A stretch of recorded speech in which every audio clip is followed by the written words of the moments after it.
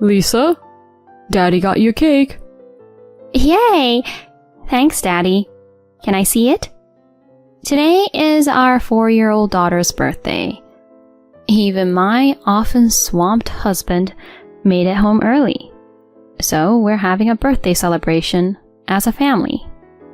But as Lisa excitedly opened the box, she burst into tears.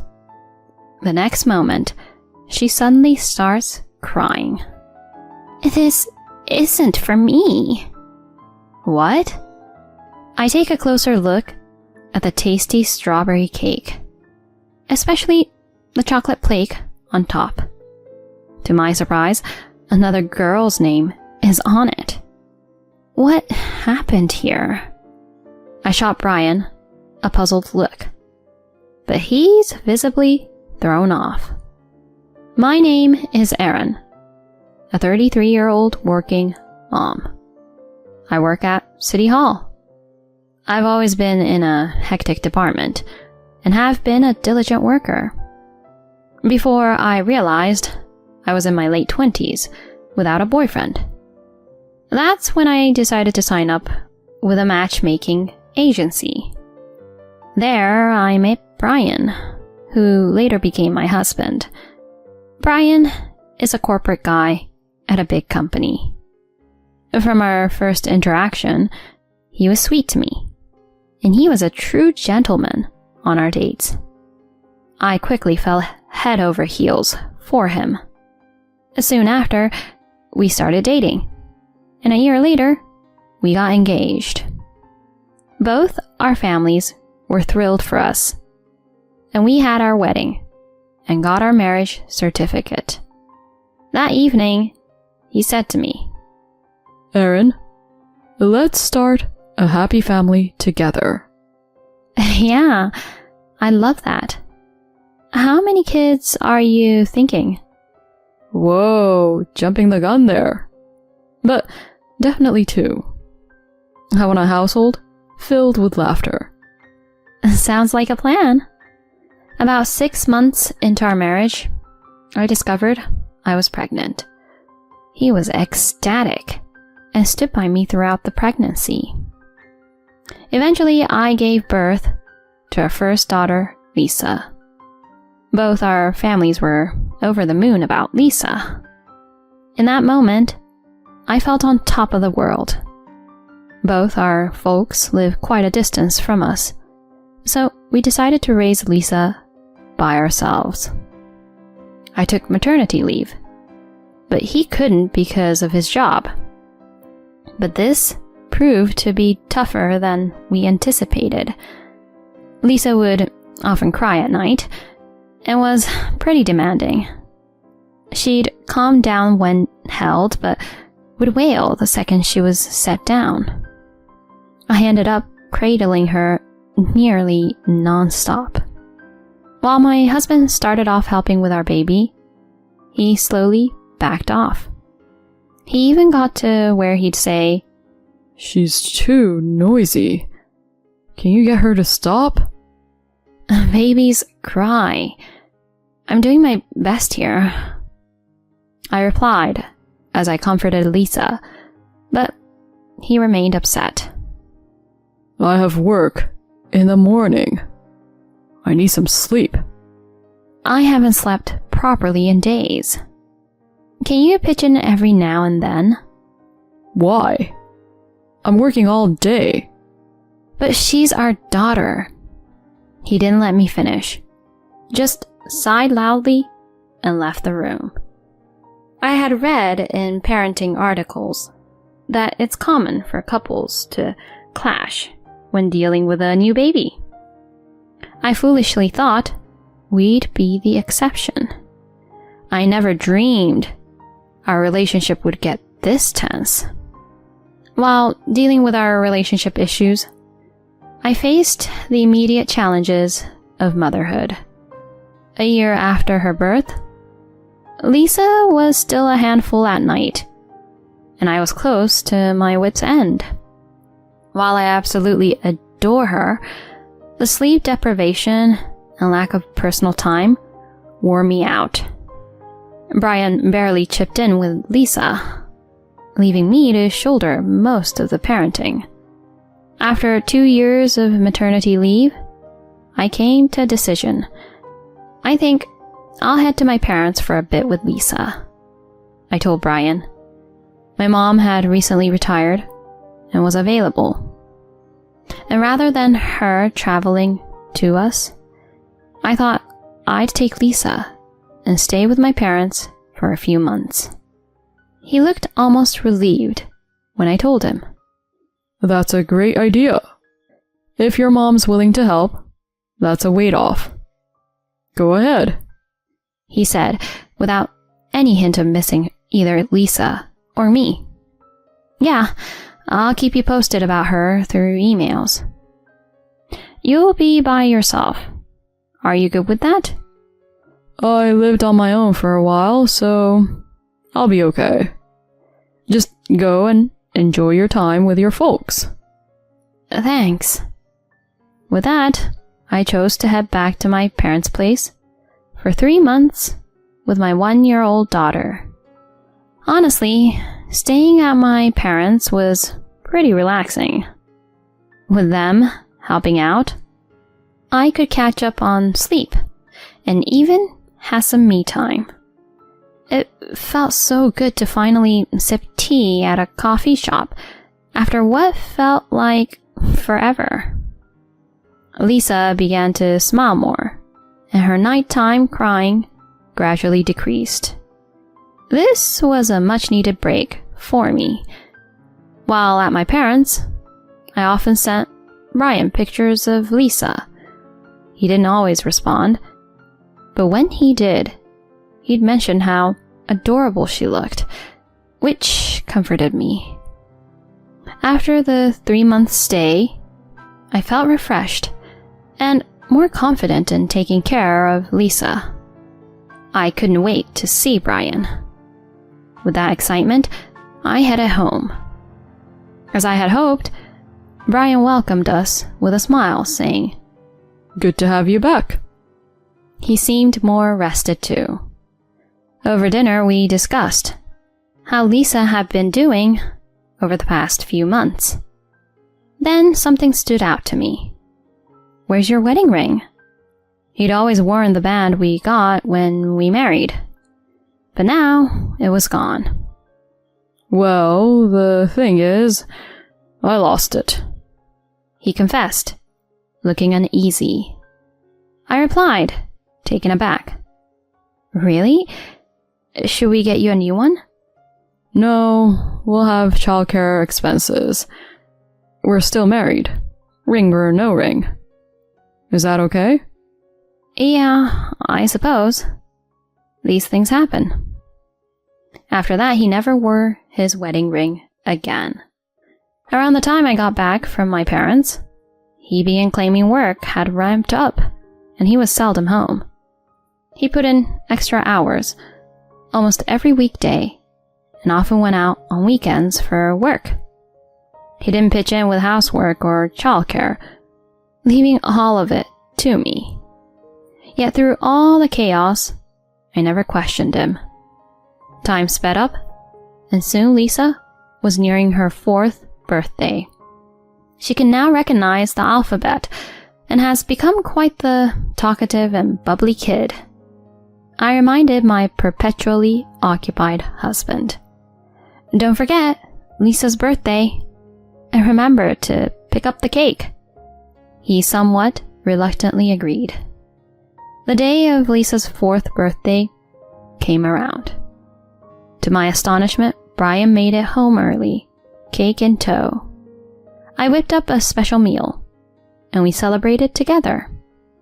After eating, it was cake time. "Lisa, Daddy got you a cake." "Yay! Thanks, Daddy.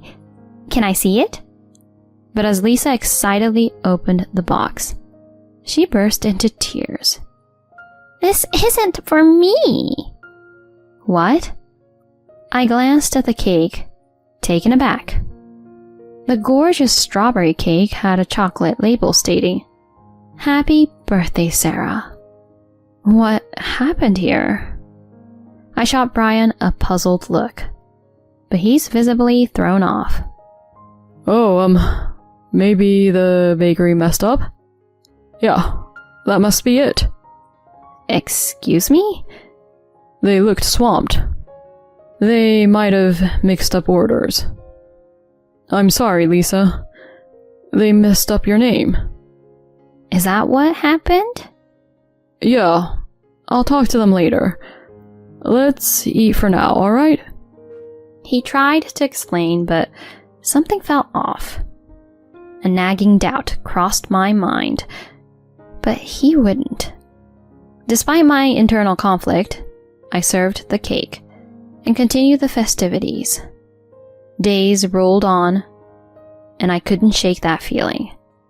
I prayed I was overthinking, but I needed to know for sure.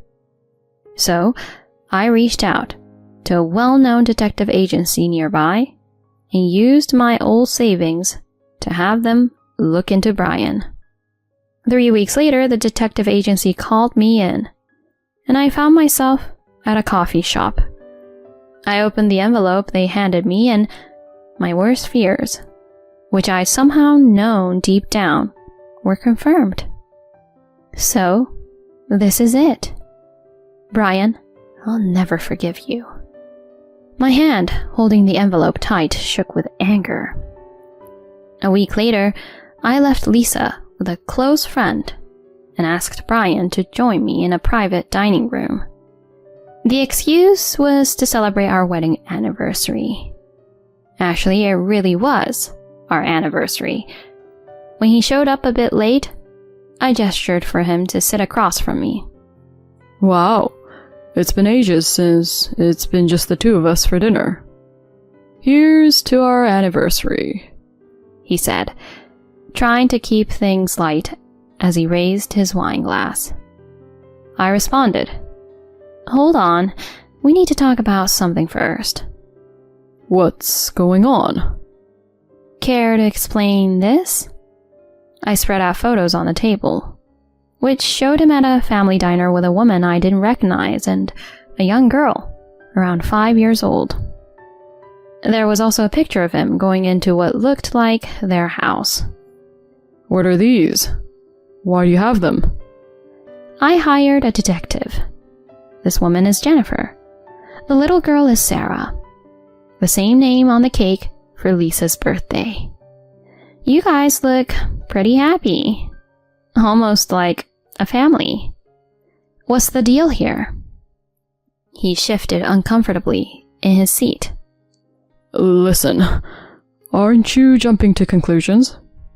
Jennifer is my boss's younger sister. Your boss's? Yeah, his sister.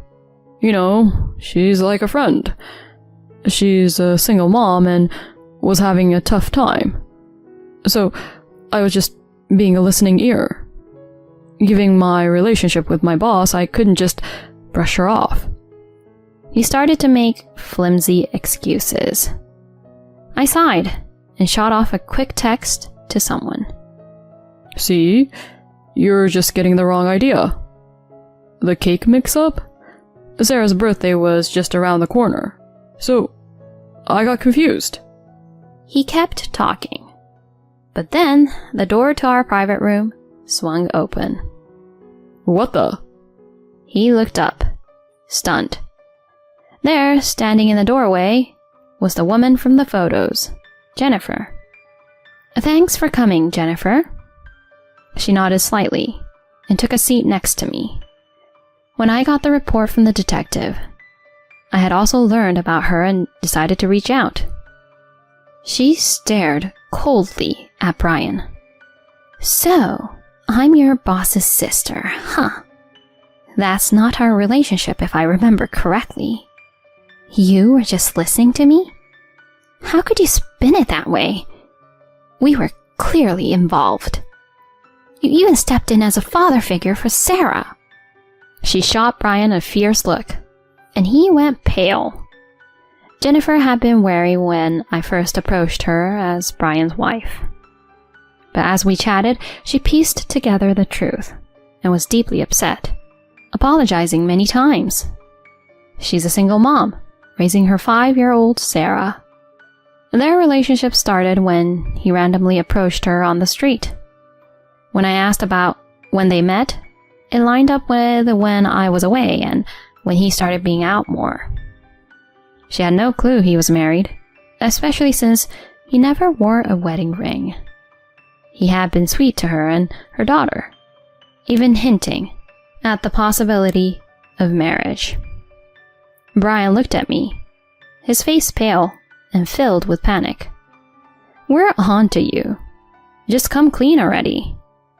After a beat, he hesitated, then began to talk. He confessed that he felt overlooked as I was so focused on our daughter Lisa. During a trip I took to my hometown, he had met a gorgeous woman named Jennifer, thinking it'll just be a brief fling.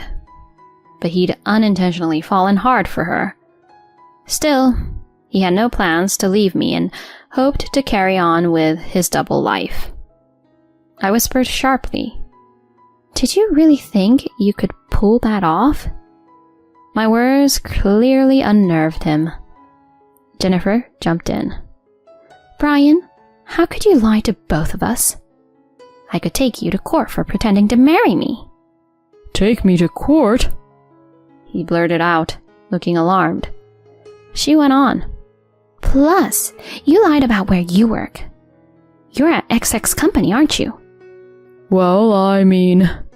"You're familiar with Garrett Enterprises, right? Paul Garrett runs it." "Huh?" He looked totally lost. "Yeah, we do business with them. What's that got to do with anything?" "Did you forget my last name? The guy heading Garrett Enterprises? That's my dad." Turns out he had inadvertently started a relationship with the daughter of a key business associate. "I had no clue. There are plenty of Garretts out there. How was I supposed to know?" he muttered. But she wasn't done. "My dad's really close to both me and Sarah. When I filled him in on your antics, he was mad. Hope you're ready for what's coming at work." He was dumbstruck. In desperation, he turned to me. "Aaron, you wouldn't leave me, would you? I'm Lisa's dad. You're doing well at your job, so you could help me out for a bit. We can still make a go for it, the three of us." Annoyed, I splashed my water in his face. "Seriously? We're done. I'll be expecting compensation for your cheating, half of what we own, and child support. Time to pay up and say you're sorry, you jerk." He looked down, whispering, "I'm really sorry." In the end, Brian and I split. Just like I said, I demanded he pay for cheating, half of everything we owned, and child support. I took half of our shared apartment and our savings, and he agreed to pay $70,000 for the affair. He also committed to monthly child support payments. Jennifer's influence got him fired. And to make matters worse for him, she also demanded payment, which wiped out his savings. Jobless, without his family, he moved into a rundown apartment and hunted for work. When he did land a job, it only paid about half his previous salary. And given his child support obligations, life was hard. But I had zero pity for him. He brought all this on himself and deserved what he got. Meanwhile, Lisa and I were doing well, and Jennifer became kind of a friend. We sometimes catch up over tea with our kids. I'm excited about what the future holds and watching Lisa grow up.